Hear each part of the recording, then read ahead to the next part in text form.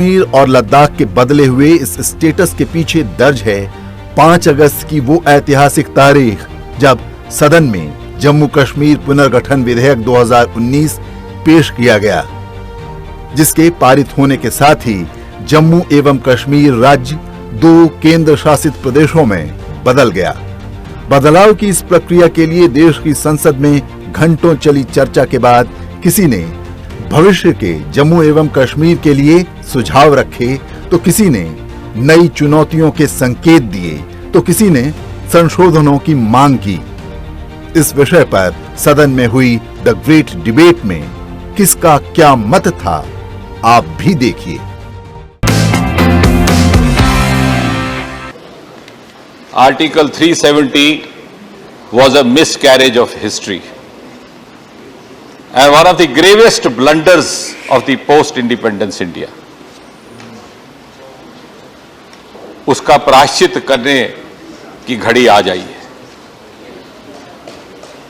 और हम सौभाग्यशाली हैं कि हम संसद के एक ऐसे समय में सदस्य हैं जब यह प्रायश्चित हो रहा है। शायद विधाता को यही मंजूर था कि देश के प्रधानमंत्री के रूप में श्री नरेंद्र मोदी बागडोर संभालें और गृह मंत्री श्री अमित शाह हों, इसलिए हमें 70 वर्ष इसका इंतजार करना पड़ा, क्योंकि परमात्मा की विधि को कोई बदल नहीं सकता और 3 पीढ़ियां इस अन्याय और मजबूरी को झेल करके यहां तक पहुंची। बड़ी बड़ी आतंकवादी घटनाएं हुई, दिल्ली में हुई, मुंबई में हुई, बेंगलोर में हुई, पूना में हुई, कलकत्ता में हुई, रेलवे स्टेशन पर हुई, हैदराबाद में हुआ, सरोजनी नगर मार्केट में हुआ। और हर बार जब आप प्रोसीडिंग निकाल के देखेंगे आतंकवाद पर, हर 3 महीने 4 महीने पर सदन में चर्चा होती थी और 3-3 घंटे 4-4 घंटे 5-5 घंटे चर्चा होती थी। संकल्प होता था कि आतंकवाद के खिलाफ कड़ी कार्रवाई की जाएगी और फिर 4 महीना के बाद हम लोग चर्चा ही करने के लिए बैठते थे। लेकिन 2014 के बाद सरकार ने आतंकवाद के खिलाफ जो अभियान चलाया, वो चाहे सर्जिकल स्ट्राइक हो या एरियल स्ट्राइक हो, तो हम नहीं समझते हैं कि 2014 से आज तक कोई बड़ी आतंकवादी घटना हुई इस देश में। यह ध्रुव सत्य है कि आतंकवाद का जड़ कहां है। आतंकवाद का जड़ जम्मू एंड कश्मीर में, और उस जड़ को अगर खाद और पानी मिल रहा है तो वो पाकिस्तान से मिल रहा है। यह ध्रुव सत्य है, यह हर कोई जानता है। इसलिए महोदय, हम ये कहना चाहते हैं कि उसका खाद पानी भी कहां से मिल रहा है सबको मालूम है। लेकिन अगर सरकार ने आतंकवाद से लड़ने के लिए इस 17वीं लोकसभा में, 17वीं लोकसभा के पहले सत्र से ही हम माननीय गृह मंत्री जी को बधाई देना चाहते हैं इस बात के लिए कि पहले सत्र से ही उन्होंने आतंकवाद के खिलाफ लड़ाई के मंसूबे को और पुष्ट करने का काम किया। एनआईए एक्ट में संशोधन किया उन्होंने। अनलॉफुल डॉक्टर श्यामा प्रसाद मुखर्जी जैसे वीरों का, कुशोक बाकुला रिम्पोची जैसे महान व्यक्तियों का, थुप्स्तान सेवांग जैसे जिन्होंने लद्दाख को यह दिशा दिया कि हमें भारत के साथ रहना है, भारत के जयकार करना है, अपने देश के लिए मत मिटने के लिए तैयार रहना है। और आज तक बहुत सारे यहां पे हिस्ट्री का रेफरेंस दे रहा था।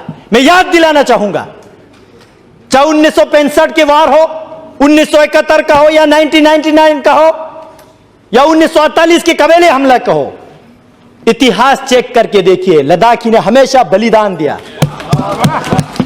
एक्टिविटीज जो कानून था उसमें संशोधन किया उन्होंने, हम इसका स्वागत करते। हमेशा देश के लिए मर मिटने के लिए तैयार रहा। कश्मीर के ऑनरेबल मेंबर पूछ रहे थे, धारा 370 हटने से क्या खोएंगे? मैं एक चीज जरूर कहना चाहूंगा, एक चीज जरूर खोएंगे वहां, 2 परिवार का रोजी रोटी खोएंगे और कुछ नहीं खोएंगे। सिर्फ 2 परिवार का रोजी रोटी खोएंगे और कश्मीर के भविष्य उज्जवल होने वाला है। सभापति महोदय कारगिल के जिक्र कर रहा था यहां पे और सदन को मिसलीड करने की कोशिश कर रहा था। मैं कारगिल से चुन के आता हूं, मैं गर्व से कहता हूं कारगिल वालों ने यूटी के लिए वोट दिया है। मैं याद दिलाना चाहता हूं सदन को, 2014 के पार्लियामेंट्री इलेक्शन में यूटी हमारे लद्दाख के टॉप मैनिफेस्टो पे था और लद्दाख वालों ने, मेजॉरिटी ने यूटी के लिए वोट दिया। 2019 के इलेक्शन में फिर हमने यूटी को इलेक्शन मैनिफेस्टो में लेके आया और हमने दोनों डिस्ट्रिक्ट्स में, चाहे बुद्धिस्ट का हो चाहे मुस्लिम का हो, दोनों डिस्ट्रिक्ट में, लेह का हो कारगिल का हो, हर क्षेत्र में हर लोगों के दरवाजे पे जाके हमने लोगों को यूटी समझाया ये क्या है और लोगों ने बड़ी बहुमत के साथ आज तक लद्दाख में जितना भी पार्लियामेंट्री इलेक्शन हुआ है रिकॉर्ड मार्जिन के साथ ये सदन में मुझे आने का लोगों ने अवसर दिया। बहुत लोगों ने इक्वलिटी की बात किया, धारा 370 जाएगा तो जम्मू कश्मीर में इक्वलिटी नहीं रहेगा, ये होगा वो होगा। मैं सदन से पूछना चाहता हूं, आपके माध्यम से इस सदन में मैं उनको पूछना चाहता हूं जो ऐसा वक्तव्य देते हैं। आपने जब भारत सरकार से फंड लेते समय जम्मू कश्मीर लद्दाख तीनों क्षेत्र आप फंड लेके जाते हो, जब लद्दाख में विकास करने के लिए आते हो तो पूरे लद्दाख के फंड आप कश्मीर में खा जाते हो, क्या ये आपका इक्वलिटी? अगर आप 1000 एम्प्लॉयज क्रिएट करते हो, जॉब क्रिएट करते हो, जम्मू वाले तो खैर लाख जगड़ के कुछ ले लेते हैं, लेकिन लद्दाख वालों को 10 नौकरियां भी आप नहीं देते, क्या ये है आपका इक्वलिटी? अध्यक्ष जी, सेक्युलरिज्म और डेमोग्राफी की बात किया जा रहा है यहां पे। मैं जानना चाहता हूं, जिस कश्मीरी पंडितों को आपने इस धारा 370 के मिसयूज करते हुए लात मार के रातों रात निकाल दिया, क्या यह है आपका सेक्युलरिज्म? यह है आपका सेक्युलरिज्म? इसी धारा 370 को आपने मिसयूज करते हुए काल वक्तव्य दे रहा है गर्व से, लद्दाख में पहले बौद्ध संख्या ज्यादा था, आज मुस्लिम संख्या ज्यादा है। मैं अफसोस के साथ कहना चाहता हूं, यह आपने धारा 370 को मिसयूज करके जम्मू कश्मीर में आपने बुद्धिस्ट को खत्म करने की कोशिश किया। 15 अगस्त का दिन कहता आजादी अभी अधूरी है, सपने सच होने बाकी है, रावी की शपथ न पूरी है। जिनकी लाशों पर पग धरकर आजादी भारत में आई, वह अब तक है खाना बदोश, गम की काली बदली छाई। आज भी जो जम्मू कश्मीर में गए 70 साल बाद भी वो खाना बदोश है, उनको इंसाफ दिलाने का यह बिल आया है और इसके लिए मैं माननीय प्रधानमंत्री और गृह मंत्री को बहुत बहुत हार्दिक बधाई देता हूं। जब 1951 में जनसंघ की स्थापना हुई और 1953 में माननीय स्वर्गीय श्यामा प्रसाद मुखर्जी जो हमारे श्रद्धा पुरुष हैं, उन्होंने कहा एक देश में 2 विधान 2 प्रधान और 2 दिशा नहीं चलेंगे। और फिर वही रावी नदी जो हमारे स्वतंत्रता की पहचान थी, जब वो रावी नदी को पार करने का प्रयास किया तो वहां उनकी गिरफ्तारी हुई, उनको कुर्बानी देनी पड़ी। 2 प्रधान और 2 निशान तो खत्म हो गए, पर 2 विधान का जो आखिरी कील है वह आज उस ताबूत पे गड़ रहा है और हम सबों को फख्र है कि हम तीसरी पीढ़ी के रूप में उसके हिस्से हैं। बार बार सवाल किया जा रहा, आपके पास ब्रूट मेजॉरिटी है तो जो पास करना है कर लीजिए। तो क्या ब्रूट मेजॉरिटी उनकी कृपा से आई है क्या? अरे देश की जनता के सामने हम गए, अपने मुद्दे लेके गए और देश की जनता ने 14 से भी अधिक वोट से हमको जिता दिया और उसमें यह भी कहा था कि 370 बदलेंगे। इसलिए हमसे जम्मू कश्मीर की सहमति की बात कर रहे हैं, हम पूरे देश की सहमति लेकर के आए हैं कि हमें इसको बदलना है। सर बार बार एक बात याद आई सर कि डॉक्टर जोशी जी अध्यक्ष थे सर एकता यात्रा सर, उसमें हमें भी जाने का सौभाग्य मिला था। मैं जनता युवा मोर्चा का राष्ट्रीय उपाध्यक्ष था, माननीय गिरिराज जी भी मेरे साथ गए थे सर। भाई लोग गए होंगे। बनिहाल के पास हम लोग की बस रोक दी गई सर। हम काहे के लिए जा रहे थे सर? लाल चौक पर तिरंगा फहराने के लिए। बहुत धरना दिया सर। गिरिराज जी तो सड़क पर धरने पर बैठ गए, पानी पड़ रहा था।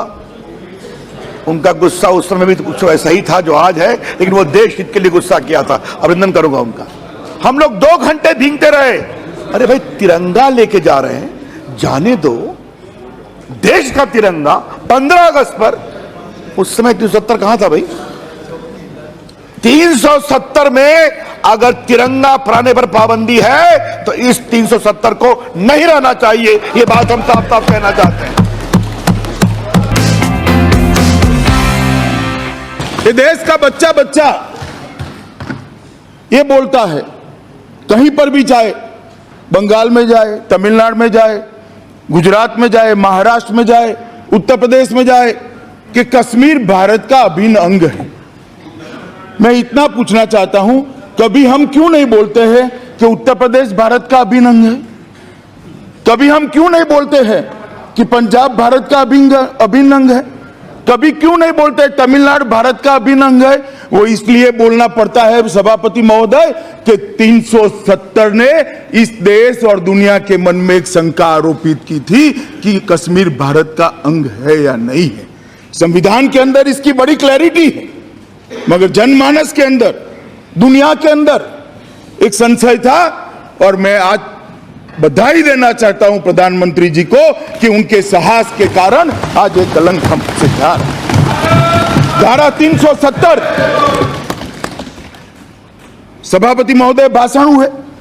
धारा 370 भारत को कश्मीर से जोड़ती है। धारा 370 भारत को कश्मीर से नहीं जोड़ती है।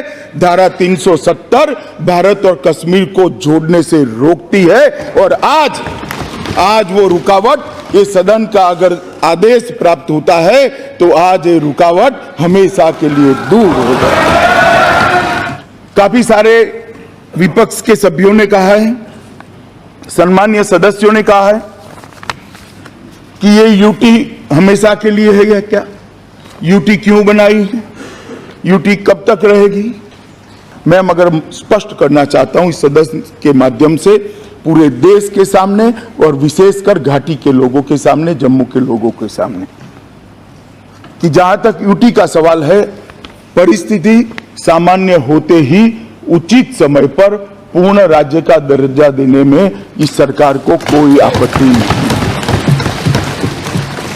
और मैं आगे भी कहना चाहता हूं, मान्यवर, एक मुद्दा किया उठाया गया कि पाक ऑक्यूपाई कश्मीर दे दिया। पाक ऑक्यूपाई कश्मीर भारतीय जनता पार्टी की सरकार और देश के प्रधानमंत्री नरेंद्र मोदी कभी दे ही नहीं सकते।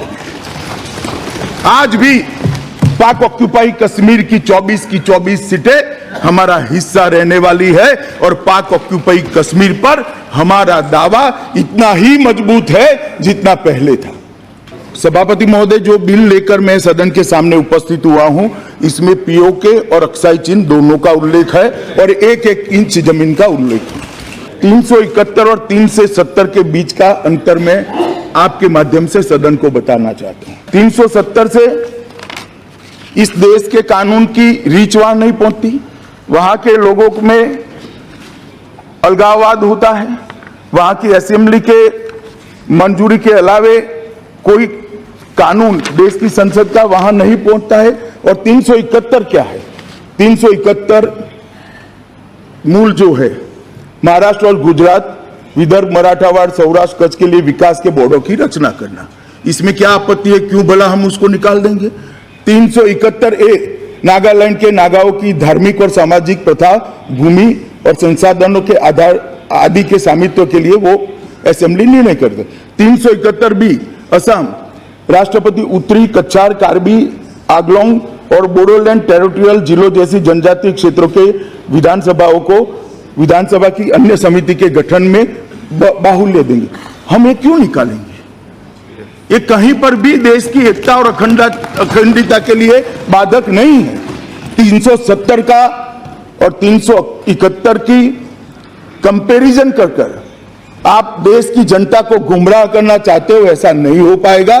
देश की जनता सब समझती है 370 और 71 के बीच में अंतर क्या है। मान्यवर, इसी तरह से मणिपुर, आंध्र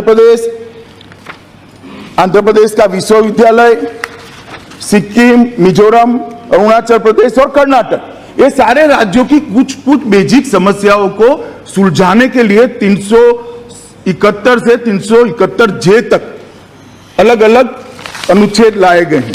मैं इतना ही कहना चाहता हूं मान्यवर कि 370 और 371 का कंपैरिजन हो नहीं सकता, और मैं स्पष्टता करना चाहता हूं क्योंकि रिकॉर्ड पर कहा गया है कि 371 भी ये सरकार हटा लेगी तो नॉर्थ ईस्ट के राज्यों का क्या होगा। सिर्फ नॉर्थ ईस्ट नहीं, महाराष्ट्र, कर्नाटक, आंध्र और नॉर्थ ईस्ट के सारे राज्यों को मैं आश्वस्त करना चाहता हूं कि नरेंद्र मोदी सरकार की कोई मंशा 371 को हटाने की नहीं है। वो आश्वस्त रहे, किसी से गुमराह होने की जरूरत नहीं है।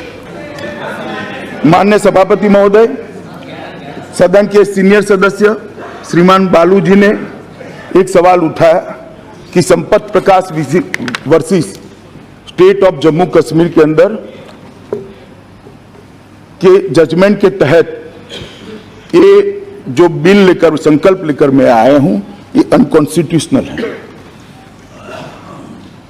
Sampat Prakash versus state of Jammu Kashmir, उसमें दलील क्या थी? इसके अंदर दलील ये थी कि आर्टिकल 373 अस्तित्व में ही नहीं रहता है, क्योंकि जैसे ही जम्मू एंड कश्मीर की कॉन्स्टिट्यूएंट असेंबली का अस्तित्व समाप्त हो जाता है, आर्टिकल 373 का अस्तित्व समाप्त हो जाता है। ये जजमेंट मेरे पक्ष में है बालू साहब। मान्यवर, धारा 370 जम्मू के लोकतंत्र के लिए बाधक है, जम्मू की गरीबी को बढ़ाने वाली है, जम्मू और कश्मीर के पर्यटन को रोकने वाली है, जम्मू और कश्मीर और लद्दाख के विकास को रोकने वाली है, जम्मू कश्मीर और लद्दाख के लोगों को आरोग्य की सुविधाओं से दूर रखने वाली है, जम्मू कश्मीर और लद्दाख के लोगों को शिक्षा से दूर रखने वाली है। ये धारा 370 महिला विरोधी है, ये धारा 370 दलित विरोधी है, ये धारा 370 आदिवासी विरोधी है, और ये धारा 370 आतंकवाद का खाद और पानी दोनों है, जिससे कश्मीर की भूमि पर आतंकवाद का वृक्ष खड़ा है। मान्यवर, धारा 370 से क्या होता है? इस देश के कानून जम्मू कश्मीर में जाते हुए धारा 370 रोकती है। अगर सब कानून जो देश की जनता ने पारित किए हैं वो देश की भलाई के लिए किए, चाहे वो कांग्रेस की सरकार ने करे हो, बीजेपी की सरकार ने करे हो या कोई अन्य सरकार ने करे हो, ये संसद जो कानून प्रसार करता है वो तो देश की रिक्वायरमेंट को समझकर, देश की जनता की भलाई को समझकर करता है। क्यों धारा 370 का उपयोग कर जम्मू कश्मीर के सियासतदानों ने, ये 3 परिवारों के लोगों ने साहब इतने सारे कानून स्वीकार नहीं किए? और कोई छोटी सूची नहीं है। 9 संविधान सुधार के साथ 106 कानूनों को जम्मू कश्मीर के अंदर आज हम लागू नहीं कर पाए हैं। वहां उसका अख्तियार नहीं है कानूनों का मान्यवर। और कानून कैसे हैं? बाल विवाह का कानून, भला छोटी बच्ची के साथ कोई शादी नहीं कर सकता, ये कैसे जम्मू कश्मीर के विरोधी कानून है? मान्यवर, देश भर के अंदर शादी की उम्र तय हो गई, जम्मू कश्मीर के अंदर नहीं। कितनी भी छोटी बच्ची हो, इससे आप शादी कर सकते हो? ये किस जमाने के में जम्मू कश्मीर को हम डाल रहे हैं? जो धारा 370 को जो रखना चाहते हैं वो जवाब देना पड़ेगा देश की जनता को कि बाल विवाह का आप समर्थन करें, बाल विवाह का समर्थन। बेटियों की बात करते थे, महिलाओं की बात करते थे। जम्मू कश्मीर की बेटी अगर कोई भारतीय से शादी करती है मान्यवर, तो उसके बच्चों को अधिकार नहीं है जम्मू कश्मीर के नागरिक बनने का, वहां संपत्ति लेने का। क्यों? क्या गुनाह है उसका? एक ही देश के अंदर 370 का उपयोग कर बेटियों को कहां शादी करनी है इसके लिए बाध्य करोगे? कैसे कर सकते हैं आप? देश आगे बढ़ चुका है, अब ऐसा नहीं चलेगा। जम्मू कश्मीर की बेटी कहीं पर भी शादी करे, उसके बेटे बेटियों को अधिकार नरेंद्र मोदी सरकार देने जा रही है। हम स्पष्ट संदेश देना चाहते हैं कि 370 से जम्मू कश्मीर का और विशेषकर घाटी के युवाओं का भला नहीं हुआ है। आतंकवाद के रास्ते पर जो युवा गए सबको, मैं तो जिनके मन में अलगाववाद की भी भावना है या 370 के लिए भी जो लोग सोचते हैं कि हमारा कुछ छिन गया, मैं सबको विनम्र भाव से कहना चाहता हूं ये सदन का उपयोग कर कर कि आप हिसाब किताब तो करिए कि आपको 370 से क्या मिला। रोटी मिली, शिक्षा मिली, सुख सुविधा रोजगारी मिली, आरोग्य मिला, क्या मिला 370 से? क्यों झुनझुना पकड़े हुए हो? 370 ने हमेशा जम्मू कश्मीर को भारत के खिलाफ पाकिस्तान को उकसाने का मौका दिया और इसी के कारण आतंकवाद इतना बढ़ा मान्यवर और 40,000 से ज्यादा लोग मारे गए। कौन जिम्मेदार है? वो ये जो 370 है वो जाने से धीरे धीरे हम घाटी के सभी लोगों को अपने नजदीक ला पाएंगे। उनके मन के अंदर एक नई आशा, नया उमंग, वहां पर जो विकास होगा, जब ये 370 हटेगी वहां पर इंडस्ट्री जाएगी, वहां पर शिक्षा संस्थाएं जाएगी, वहां आरोग्य की संस्थाएं जाएगी, इंडस्ट्री जाएगी, रोजगार मिलेगा और रोजगार मिलेगा तो गरीबी हटेगी। सेक्युलरिज्म की जो बात करते हैं, मैं उनको पूछना चाहता हूं, क्या मधुली में सेक्युलर नहीं थे? मैं अखिलेश जी को पूछना चाहता हूं, क्या लोहिया जी सेक्युलर नहीं थे? क्या कहेंगे आप लोहिया जी के लिए? लोहिया जी ने 2.5 घंटा लंबा भाषण इसी सदन में यहां बैठकर खड़े होकर कहा है कि 370 भारत और कश्मीर को अलग करने वाली अनुच्छेद है, उसको तत्काल निकाल देना चाहिए, क्षण की भी देर नहीं। मान्यवर अब्दुल गनी जी सेक्युलर नहीं थे, इसका धर्मनिरपेक्षता के साथ कोई लेन देन नहीं है। जम्मू कश्मीर और लद्दाख के अंदर सभी धर्मों के बासिंदे बसते हैं और ये सभी को ये लागू पड़ने वाला है, किसी एक धर्म विशेष के लिए नहीं है। मैं दूसरा उदाहरण देना चाहता हूं मान्यवर, पार्टीशन हुआ, पार्टीशन होने के बाद पाकिस्तान से ढेर सारे शरणार्थी यहां हैं, कच्छ में भी आए, हमारे यहां गुजरात में भी आए, पंजाब में भी आए, दिल्ली में भी ढेर सारे शरणार्थी बसे जो पाकिस्तान से आए। मैं 2 शरणार्थियों का नाम बोलना चाहता हूं, डॉक्टर मनमोहन सिंह और इंदर कुमार गुजराल। 2 जम्मू कश्मीर नहीं गए, पंजाब गए, तो आज वो देश के प्रधानमंत्री बन पाए। जो जम्मू कश्मीर गए हैं उनको वोटिंग राइट भी नहीं है, और जम्मू कश्मीर में जो गए वो काउंसिलर भी नहीं बन पाए क्योंकि उनको वोट का अधिकार नहीं है। ह्यूमन राइट की बात करने वालों को मैं पूछना चाहता हूं, इतने साल से 20 लाख से ज्यादा लोगों को वोट का अधिकार नहीं मिला है, उनका ह्यूमन राइट नहीं है क्या? ह्यूमन राइट की बात करने वालों को मैं पूछना चाहता हूं, सारा सूफी संप्रदाय उखाड़कर जम्मू कश्मीर से फेंक दिया, ये सूफी संप्रदाय का कोई ह्यूमन राइट नहीं था? लाखों लाखों कश्मीरी पंडित अपना घर छोड़कर निकल गए, उनका ह्यूमन राइट नहीं था क्या? माननीय अध्यक्ष जी, मैं इतना ही कहना चाहता हूं, जो 370 का समर्थन करते हैं वो दलित विरोधी हैं, ट्राइबल विरोधी हैं, महिला विरोधी है, विकास विरोधी है, शिक्षा विरोधी है, और जो 370 का समर्थन करते हैं वो आतंकवाद, गरीबी, शोषण और अशिक्षा का समर्थन करते हैं। मैं और मेरे नेता नरेंद्र मोदी की सरकार इसका समर्थन नहीं कर सकती। मैं सदन को कहना चाहता हूं कि आइए फिर से एक बार सोचें, बहुत चल दिए वो रास्ते पर, वो रास्ता हमारे लिए मुबारक नहीं है। वो रास्ते पर 40,000 लोग जान गंवा बैठे, 41,000 लोग जान गंवा बैठे। वो रास्ता छोड़े, मोदी जी और ये सरकार जो नया रास्ता लेकर आई है इसके रास्ते पर आगे बढ़े और घाटी, लद्दाख और जम्मू तीनों की जनता को आजादी के बाद जैसे सब प्रदेश के अंदर विकास हुआ है, सब प्रदेश के अंदर संपत्ति बढ़ी है, उनको भी वो अधिकार दे और सच अर्थ में भारत के साथ जुड़ने का मौका दे।